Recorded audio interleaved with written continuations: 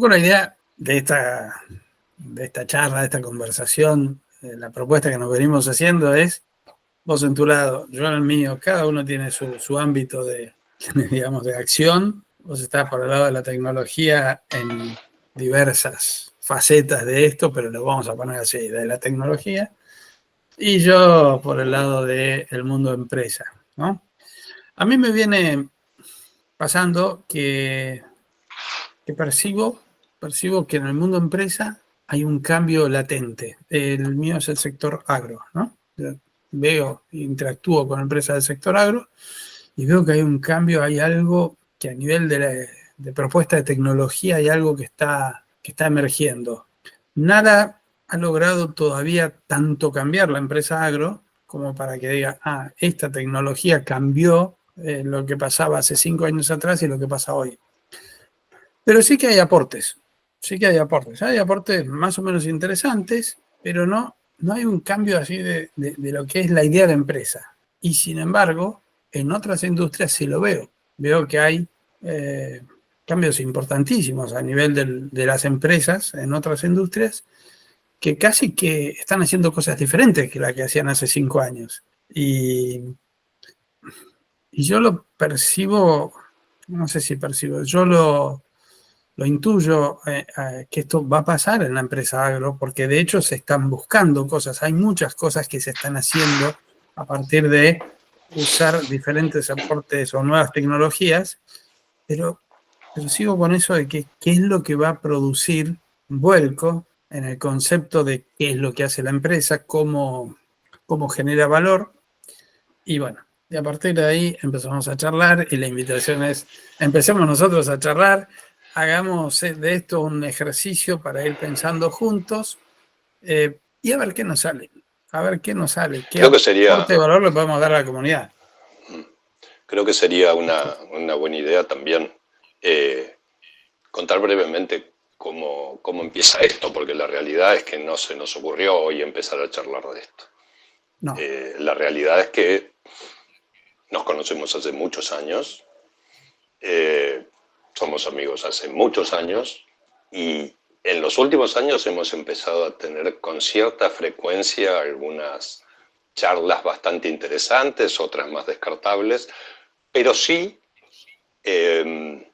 un día me dijiste, che, las cosas que hablamos a lo mejor le pueden servir a alguien más. Y un poco de ahí es que surgió la idea de empezar a hacer públicas estas charlas nuestras que a veces son más un ejercicio de divagación y otras veces a lo mejor analizamos de forma un poco más profunda las cosas, pero creo que me parece oportuno que podamos contar también cómo surgió esto, porque bueno, estas charlas las vamos a seguir teniendo, porque las hemos tenido siempre, pero a lo mejor si le sirven a alguien más también puede ser un punto positivo adicional, ¿no? Sí, creo que a los dos nos junta en un punto la idea de sumar valor a la comunidad. Digamos, hay algo de eso, de ¿por qué lo hacemos? Sí, porque si tiene valor, terminamos nosotros una charla y yo me quedo satisfecho con lo que conversamos, me suma, y entonces digo, bueno, si me suma a mí, tal vez le sume a algún otro, no sé a cuántos, pero hagámoslo público,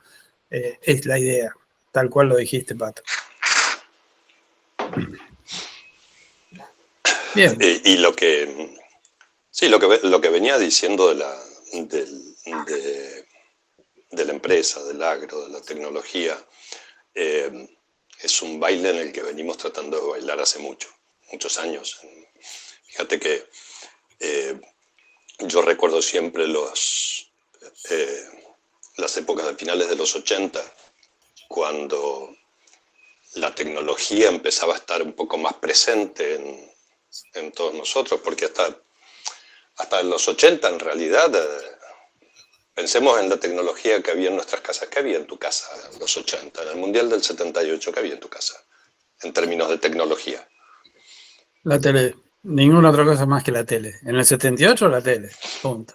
Sí, y algunos, recuerdo, tenían algunas calculadoras un poco más avanzadas de lo que estábamos habituados a ver, como por ejemplo aquellas Texas.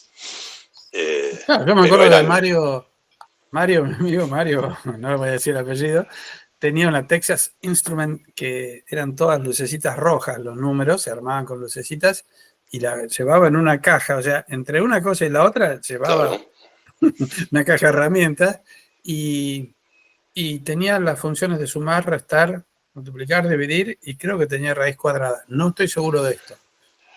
Cuando yo empecé a tener un mayor trato con la necesidad de hacer cálculos, que fue ya en la universidad, me acuerdo que me compré una Casio FX 120, que era un avión. Yo no lo podía creer. Y Mario, que estudiaba conmigo, traía de Texas, Sí, y sumaba, restaba, y yo podía hacer arreglos, combinaciones, todo tipo de potencia, de raíces, sumaba corchete, escribía yo las fórmulas en la calculadora, en la Casio FX 120, y te juro que yo llegaba a la facultad y me parecía, miraba así como diciendo, pobres pibes estos, ¿cómo tienen que renegar haciendo cálculos? Y yo con mi Casio FX 120, qué feliz que soy.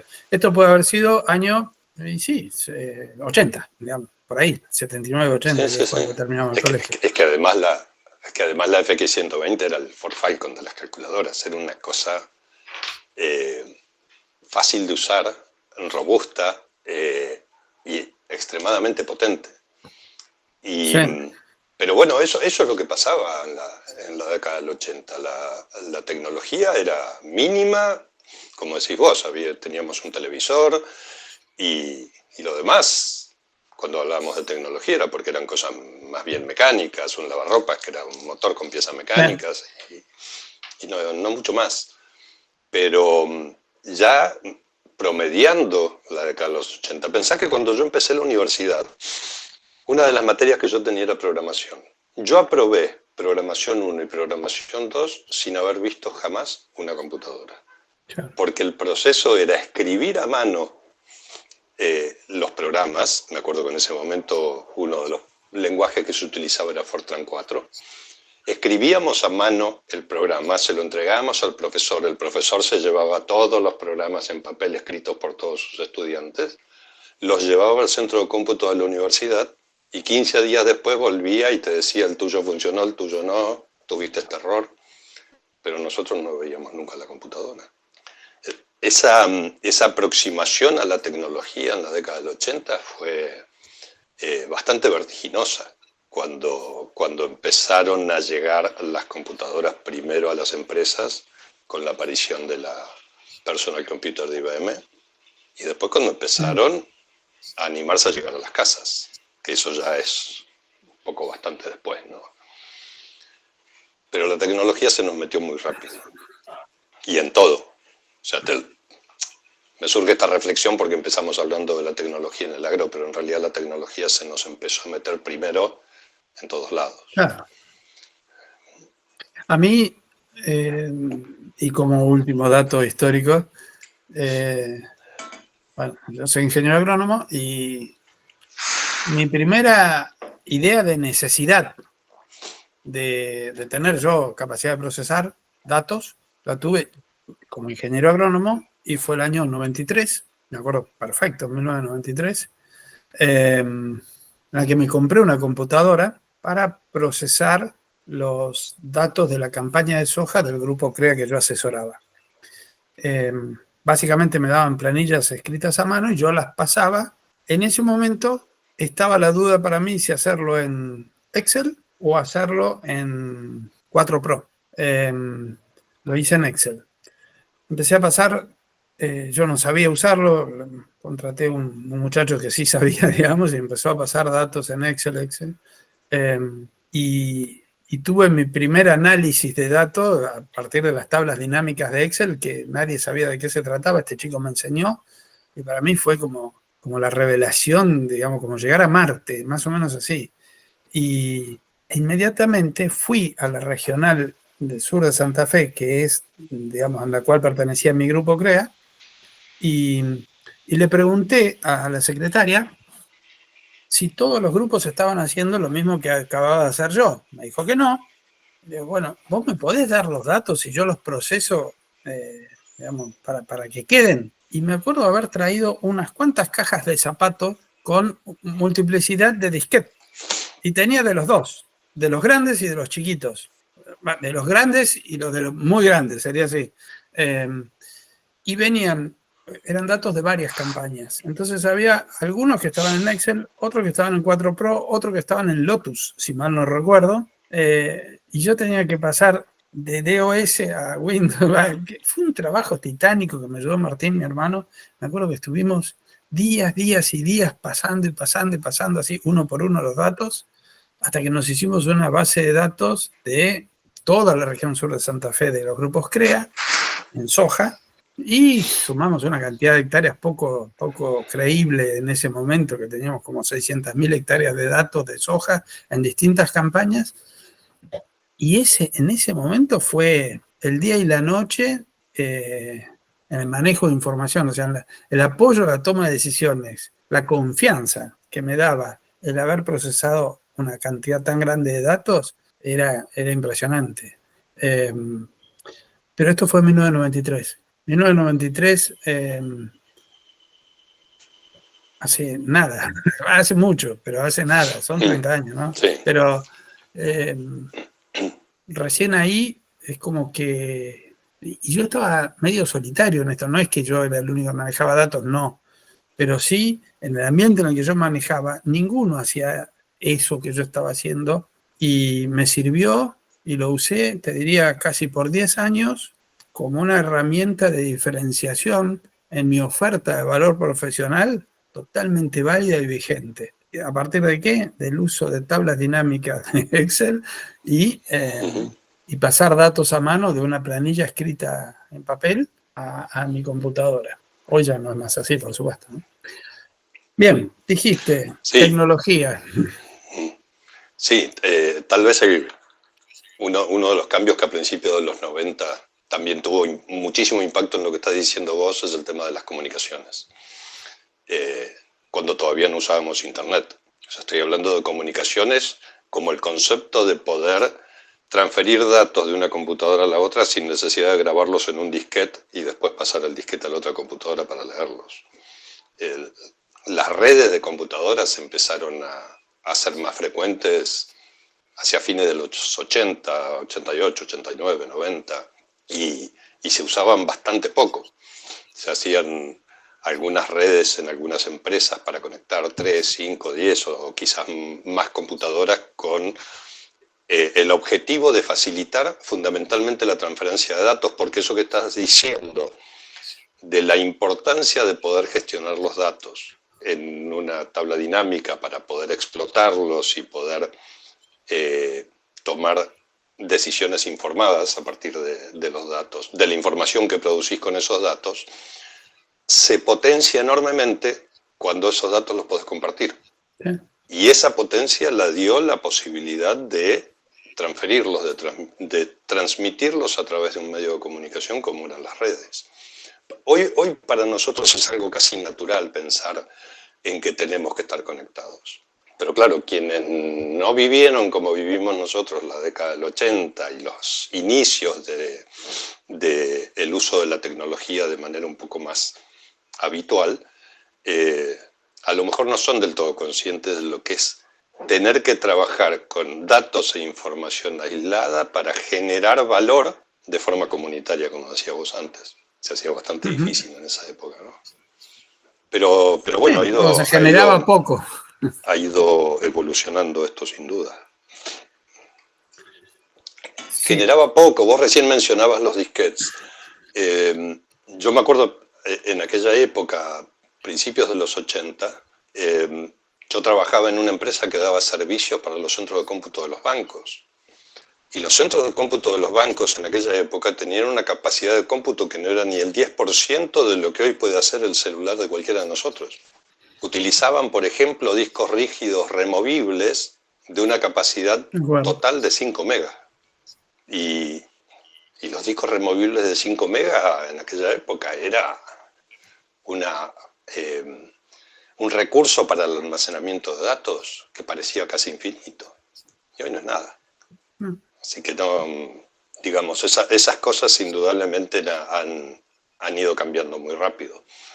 Lo bueno de todo esto es que creo que hemos tenido la oportunidad de vivir sobre todo esta generación. Todos nosotros hemos tenido la oportunidad y el privilegio de vivir todos estos cambios y poder ir madurándolos a la velocidad en que se fueron dando. Más o menos lo fuimos madurando a la velocidad en que se fueron dando, y por lo tanto los hemos ido adoptando de manera un poco más natural. Los más jóvenes, por supuesto, nacen con estos cambios, así que los adoptan de manera, lógicamente, de manera mucho más rápida.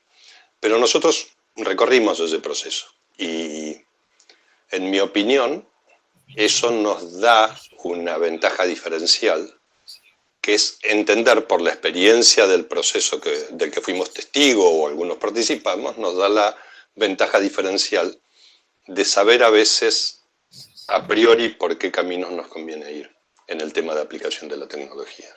Y no simplemente aplicar la tecnología porque existe, porque está. ¿Me parece? Sí. Uno cree que tiene ventajas. Yo veo que gente como nosotros dice, che, tenemos una gran ventaja sobre los pibes.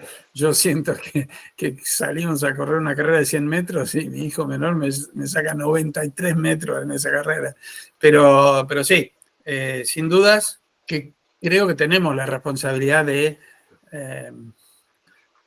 darle, digamos, de no dejarnos atropellar por la posibilidad que nos dé una herramienta tecnológica, sino saberla ubicar en un proceso de generación de valor. Y voy a dar un proceso de generación de valor como idea, a ver si me sale.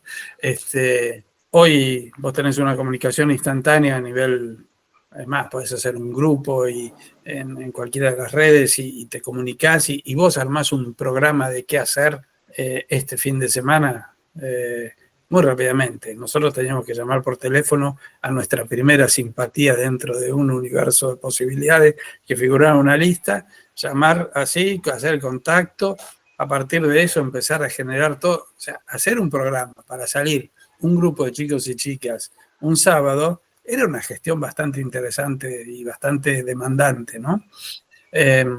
Hoy eso se facilitó mucho. Puede ser que por la facilidad con la que se haga, que hoy día no se tenga la percepción de valor de lo que se acaba de lograr en coordinación como la que nosotros teníamos cuando lográbamos coordinar que 3 chicos con 3 chicas pudieran salir al mismo lugar y divertirse una noche cualquiera.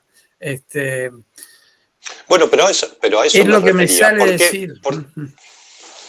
A eso me refería. ¿Por qué decís que esa ventaja diferencial tal vez no sea tanta si pensás en que tu hijo puede hacer las cosas mejor y más rápido? Es una duda creo que es diferente. ¿Sí? A mí me parece que es diferente y más bien complementario. Yo me acuerdo cuando compramos la primera videocasetera de VHS. ¿Te acordás que se podían programar para que te grabara los programas de televisión cuando no estabas en tu casa? Entonces después podías volver y mirar el programa que habías grabado. Yo jamás aprendí a configurar la videocasetera para grabar un programa. Entonces cuando quería grabar algo porque yo no iba a estar, le pedí a mi hijo que lo hiciera. Creo que fue más bien por vago que por otra cosa, que no lo hacía.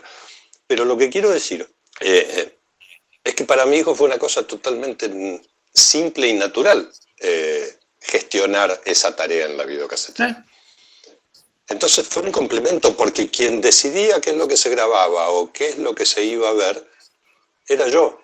Y él hacía la parte, él gestionaba la parte de la grabación y todo eso. En eso, digamos, hay un complemento. Hoy en la aplicación de tecnología, y yo lo veo también con mis hijos y lo veo con un montón de profesionales jóvenes con los que a veces trabajo,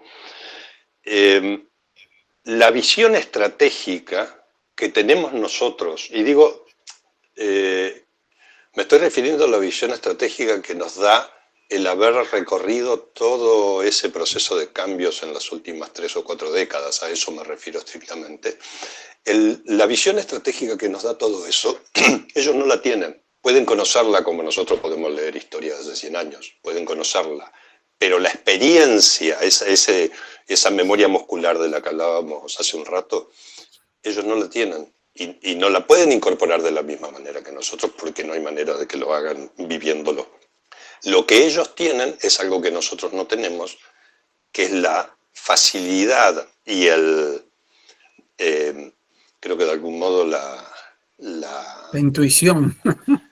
La intuición, exactamente, la intuición para entender de forma rápida de qué manera resolver situaciones y aplicar soluciones. Eso combinado con nuestra visión estratégica creo que potencia mucho más la cosa. En mi casa hay una anécdota de unos años en la que compramos un celular y llegó el celular, una caja, la abro, papá abre la caja del celular, saca el celular, se lo da a sus hijos y empiezo a buscar en la caja el manual, ¿no? Mientras yo buscaba el manual y estaba despotricando porque no lo encontraba y cómo puede ser que no esté el manual, los chicos agarraron el celular y empezaron a usarlo. En un momento miro y se estaban los tres riendo de mí. Y el más grande es el encargado del vocero. Dice, ¿qué estás buscando, papá? El manual. ¿Qué voy a estar buscando? ¿El manual? ¿Cómo hace? Y se mataban de la risa. El manual, me dice. Papá, no hay más manuales. ¿Cómo que no hay manuales? ¿Cómo sabes? Es todo intuitivo, me dice. Y eso ya al ratito lo estaban usando. Y estoy hablando de un momento en el que eran chiquitos, no ahora. Yo hoy día sigo buscando los manuales, digamos, me cuesta no ver el manual. Y le pregunto a Jero, ¿cómo uso la billetera virtual? ¿Viste? Agarran Binance o alguna de esas, ¿viste? Y bueno, tenés que hacer esto y para comprar tenés que entrar en la otra red. Y me lo dice con una naturalidad. Y yo la verdad es que no me acuerdo ni casi cómo tengo que ingresar a la aplicación, digamos.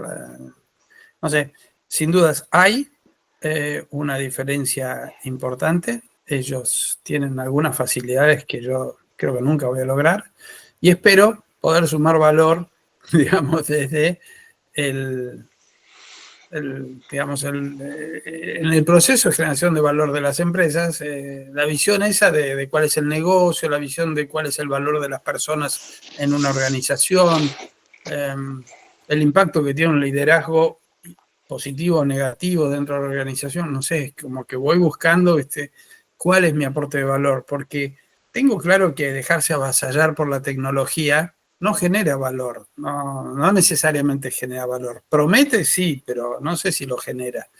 Y quedarse charlando sin usarla, me parece que también puede ser descalificatorio de cualquier proceso de generación de valor que a mí se me ocurra, pero que quede terriblemente superado en breve por aportes de habilidades o de posibilidades, mejor dicho, que la tecnología te permita. O sea, el uso de herramientas creo que tiene la misma historia que la humanidad, ¿viste? Cada vez que el hombre aprendió sobre una herramienta, progresó, ¿no?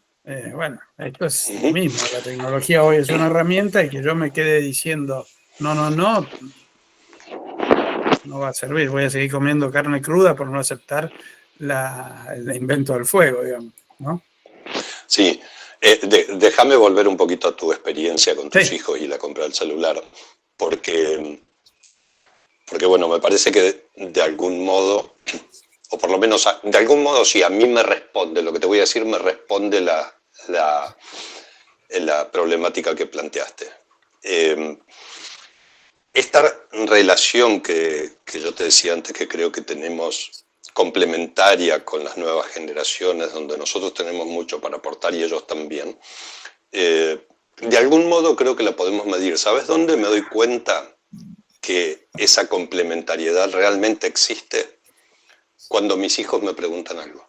Viste que todo el proceso de relación con los hijos, nosotros empezamos cuando son chiquitos a enseñarles, después ellos nos ignoran y después nos empiezan a preguntar a nosotros. En el medio de todo eso aparece la tecnología. Yo me he dado cuenta ya hace muchos años que para determinadas cosas sigo siendo un punto de consulta para mis hijos. Estoy hablando de consultas relacionadas obviamente con proyectos que involucran la tecnología, ¿no? Ahí es donde yo veo o me doy cuenta cuáles son las cosas en las que nuestra generación tiene para aportar y que tienen que ver con esta visión estratégica a la que te hacía referencia antes. Ellos pueden tener 2, 3 alternativas de soluciones tecnológicas para resolver problemas, pero la visión estratégica que les permite rápidamente darle un orden de preferencia a esas opciones, tal vez no les resulta tan fácil. Y eso es algo que nosotros sí tenemos más capacidad para abordar. Somos más, porque tenemos más bagaje, nada más que por eso. Podemos analizar de manera más... Y sí, porque hemos visto cosas. Porque si estás, vos me mencionabas hace un rato Binance, tu hijo no vivió la hiperinflación del 89. No. Entonces yo no puedo pensar en Binance sin dejar de pensar en la experiencia que he vivido con la... Estoy poniendo un ejemplo que a lo mejor es tonto, pero quiero decir, la hiperinflación del 89 la podés estudiar en los libros de texto o la podés haber vivido como la vivimos nosotros. Y entonces ahí es muy diferente lo que incorporás como información. ¿Sí? Sí. Entonces, nosotros sabemos hasta dónde arriesgar determinadas cosas naturalmente. Nosotros sabemos hasta dónde preservar determinadas cosas naturalmente. Para ellos eso depende de un análisis. Yo me acuerdo siempre en el 90, 91 tuve una reunión, una charla en realidad, con un gerente de Ford de Estados Unidos que andaba de paseo por la Patagonia en aquellos años en los que yo vivía por allá.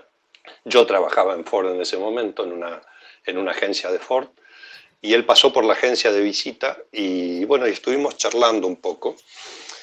Y en un momento él me comentó que, entre otras cosas, Ford Estados Unidos estaba interesado en llevar contadores argentinos a trabajar allá.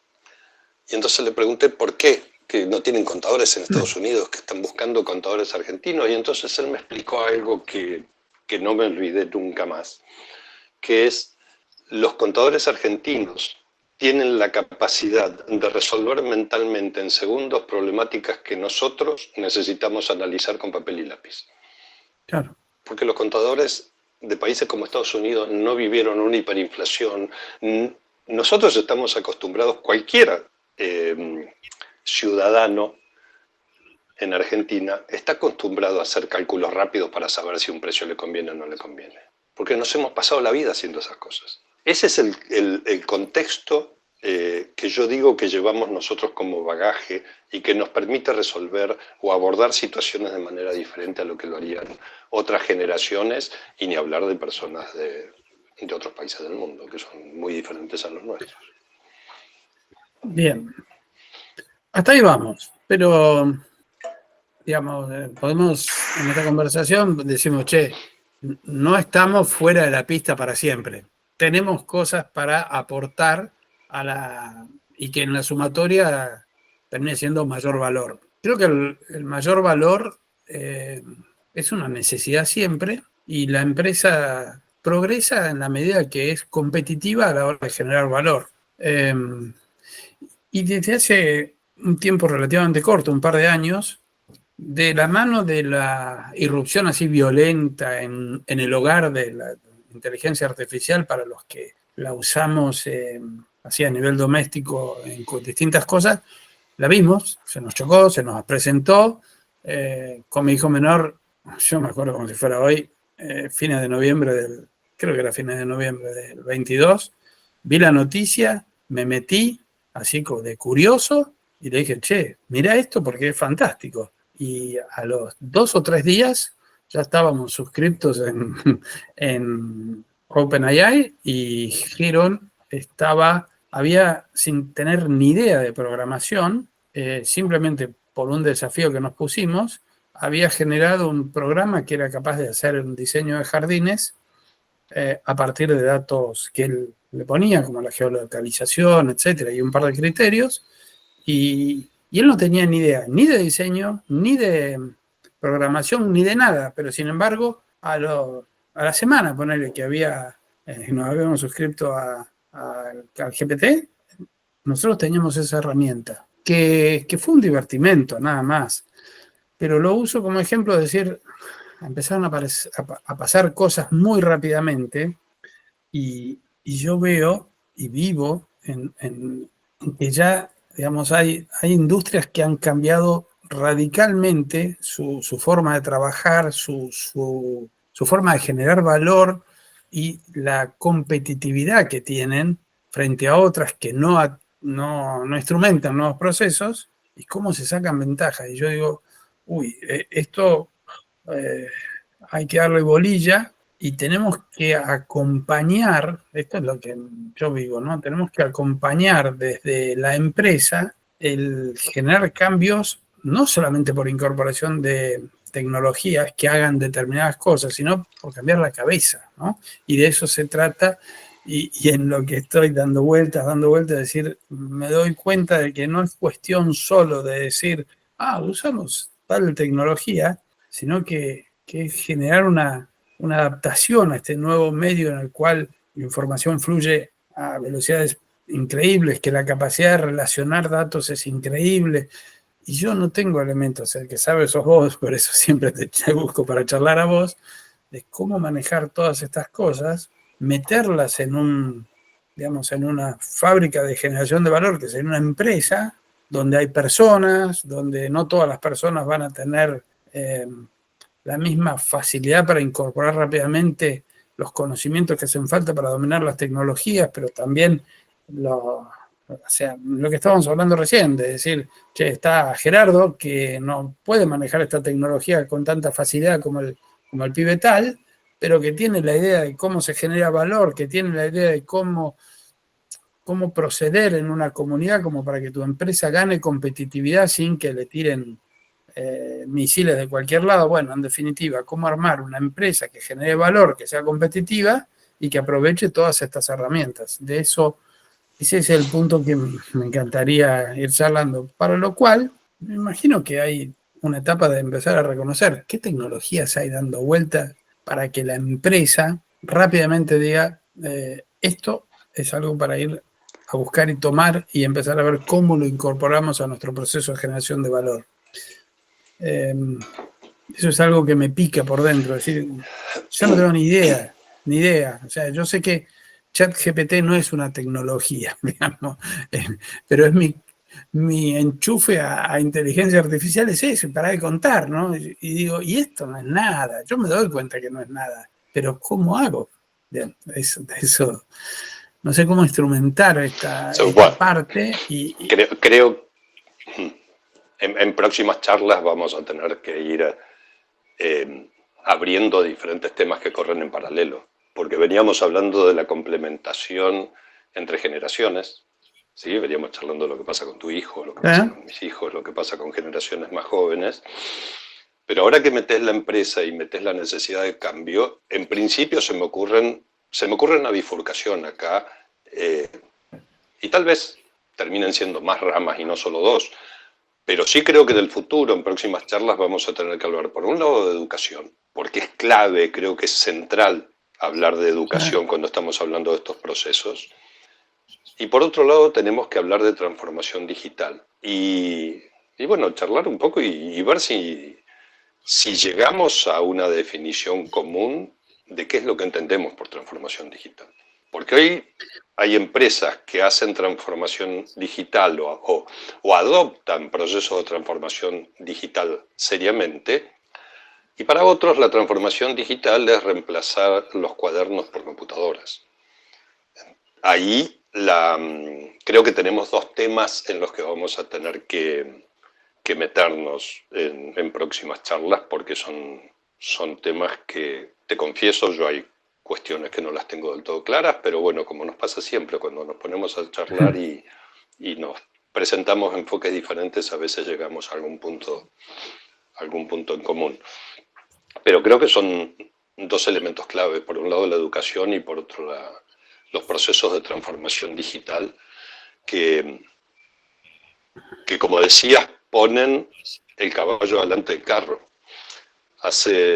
En los 90 yo compré, a fines de los 90, compré un auto coreano muy lindo, muy bueno.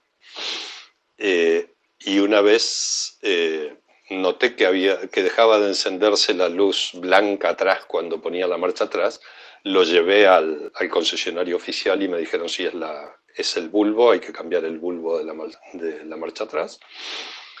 Y yo dije, bueno, esto van a ser 5 minutos. Y efectivamente fueron 5 minutos. porque yo había cambiado muchas veces el bulbo de mi Falcon 63 con una llave inglesa, lo hacía de manera muy simple. Pero como me gustan los temas de mecánica también, me quedé ahí con el mecánico del taller viendo lo que hacía y le digo, ¿y dónde está el bulbo? Y me dice, eso que está ahí atrás, ese puntito que se veía al fondo. No había manera de llegar ni siquiera con la mano a donde estaba el bulbo. Y digo, ¿cómo hacer para cambiar eso? Y entonces el tipo fue y se vino con una herramienta articulada que fue diseñada específicamente para el reemplazo del bulbo de la marcha atrás. No sirve para otra cosa esa herramienta, es para cambiar ese bulbo. Entonces yo le pregunté, ¿pero por qué no lo pusieron en un lugar que fuera de acceso más cómodo? Y el tipo me contestó, muy lógicamente, para el diseño de este motor, el lugar más eficaz para poner el bulbo es ese. Si el problema es accederlo, se resolvió el problema creando la herramienta que lo resuelve. Pero nadie creó esa herramienta articulada para preguntarse después dónde la podía usar. El proceso fue al revés. Con la tecnología nos pasa lo mismo. No tenemos que... Sí, te entiendo. Vos me decís, con la tecnología. Sí. Me compré esta articulada, me compré una suscripción a inteligencia artificial de tal, ¿y ahora qué hago? Ya la tengo. Exacto. Exactamente. O sea, con la tecnología y con los procesos de transformación digital nos pasa lo mismo. Identifiquemos primero los problemas que tenemos y después busquemos la herramienta o inventemos la herramienta que necesitamos para resolverlos. Ahora, creo que es un lindo tema para charlar en el futuro. Sí. Mirá, me cayó cual anillo al dedo, diría mi abuelo. Si yo no... O sea, creo que tengo la percepción de que hay problemas que puedo encarar para ser resueltos hoy, que si los hubiera encarado hace 5 años atrás, te decía, no tienen solución por este lado. Y hoy imagino que hay soluciones. Yo creo que las herramientas, o sea, el flaco que hizo el bulbo que vos me estás diciendo, en el fondo sabía que podía generar una herramienta útil porque si no, no lo hubiera puesto ahí, porque si no hubiera esta facilidad para fabricar estas herramientas, lo hubiera puesto igual que el que puso el Falcon, ahí al tiro de la llave inglesa, ¿no? Pero por eso hay un punto, y este me parece que es el punto en el cual estamos, en que es posible imaginar el abordaje de problemas que serían imposibles y que ni siquiera se te ocurrían. Te voy a dar un ejemplo, o sea, si antes tenía que hacer, vuelvo a mi hijo elabora un producto, un servicio, y me dice, bueno, mi servicio, el que estuvo pensando, él está en el área de marketing, es este.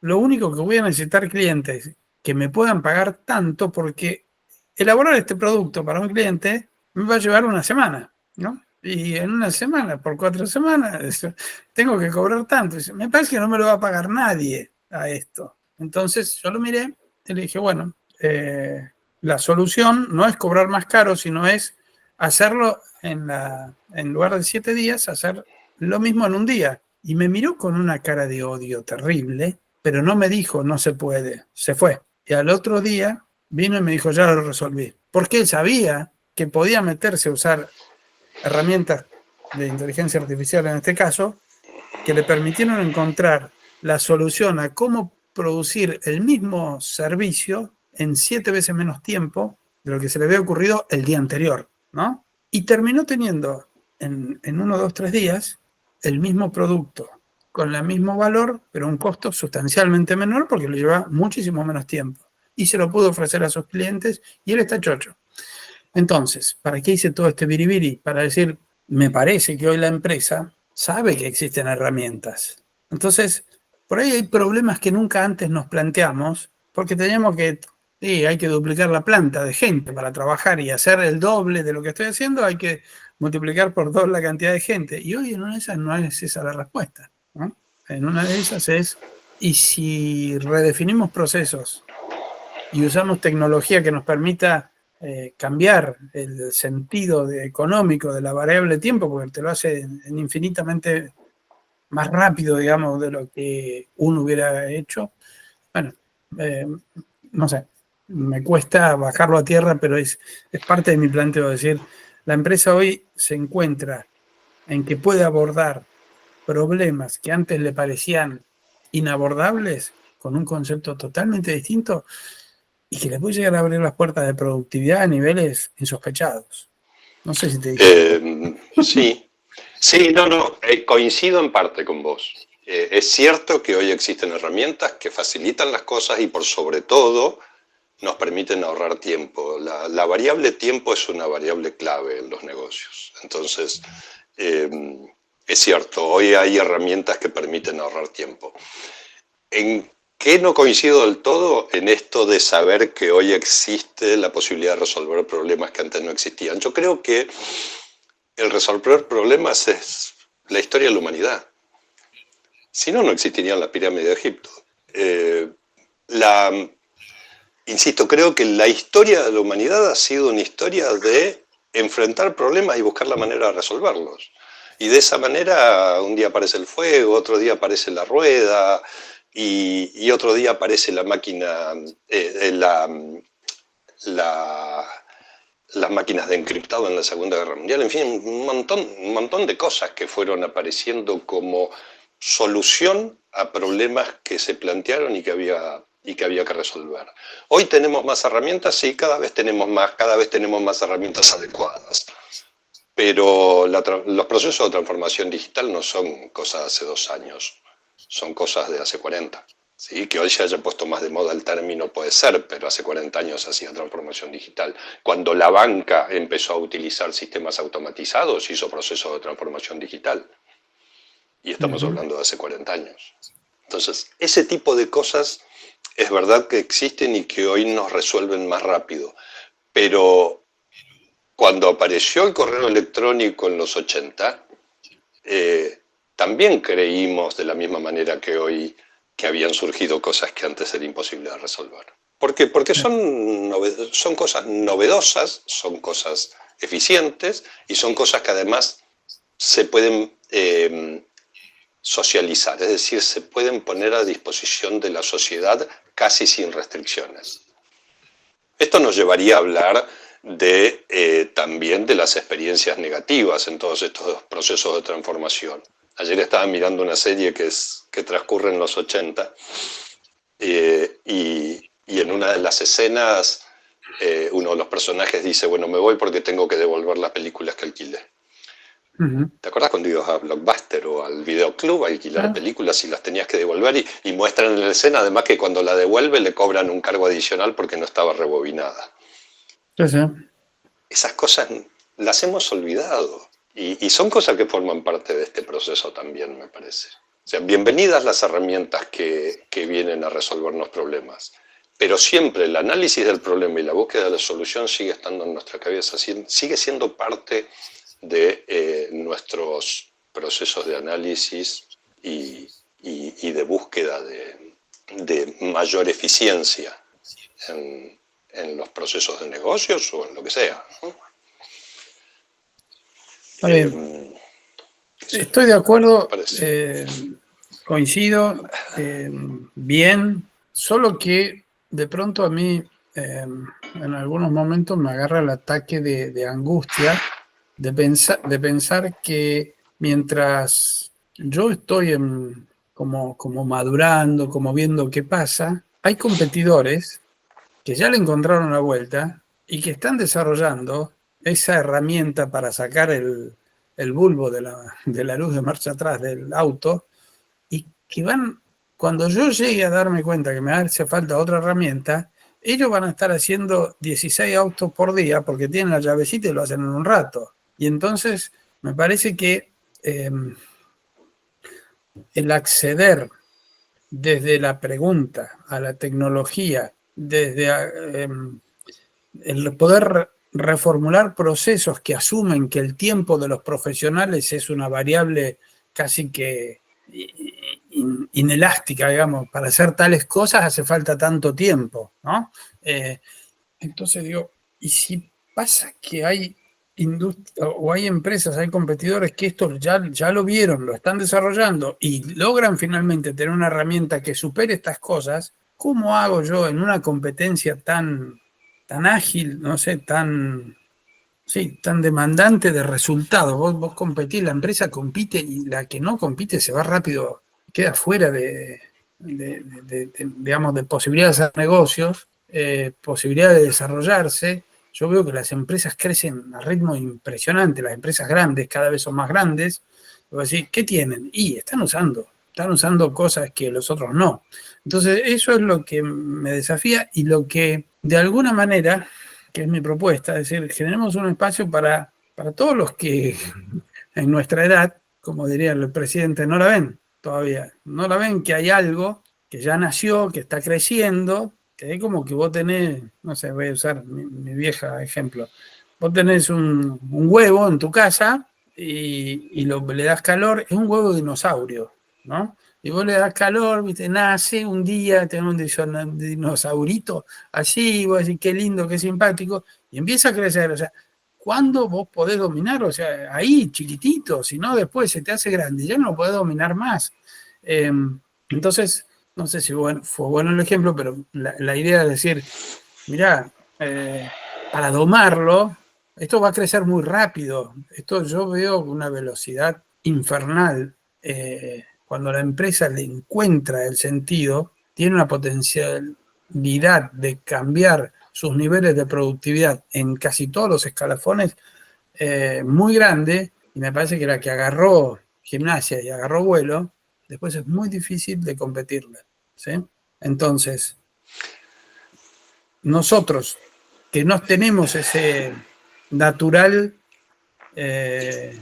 natural amistad con el uso de la tecnología, y sí con ver cómo generar valor, que yo digo, o nos hacemos rápido esta mixtura, esta alquimia entre el uso de la tecnología, la experiencia, el cómo manejarlo, o la armamos rápido, o el que la descubra va a ganar mucha ventaja, y me parece que es época de grandes concentraciones a favor de nuevas eficiencias. Imagino que hay un tiempo, y me preocupa la empresa agro, pero porque sé que hay otras industrias en las que esto ya pasó, o sea, emergen nuevos actores y se comen el mercado, y antiguos grandes dueños del mercado desaparecen. Ejemplos hay por todos lados. Pero bueno, cada uno se rasca donde le pica. Y yo digo, la empresa agro todavía no está viviendo esta renovación total, pero estas cosas se arbitran, digamos. No puede haber una eficiencia lograda o una competitividad lograda en una industria y otra que se quede muy rezagada, porque de alguna manera se va a arbitrar. Estas cosas, digamos, la humanidad las capitaliza y no me quiero quedar afuera. Y un poco, vuelvo al sentido de estas conversaciones, decir, che, conversemos porque me parece que hay gente que podría, a partir de lo que charlemos, un día ver y decir, che, ¿de qué se trata esto? ¿Por dónde lo hacemos pasar? Dadas mis posibilidades, dado quién soy, dado la empresa que tengo. Y para eso, qué sé yo, charlemos y busquemos por dónde hacerlo pasar. Bueno, creo que podemos seguir viendo todo ese tipo de cosas de manera un poco más específica en próximas charlas, ¿no? ¿Seguimos otro día? Sí, me encantaría, y lo tomo como desafío de profundizar. Sí, me encantaría.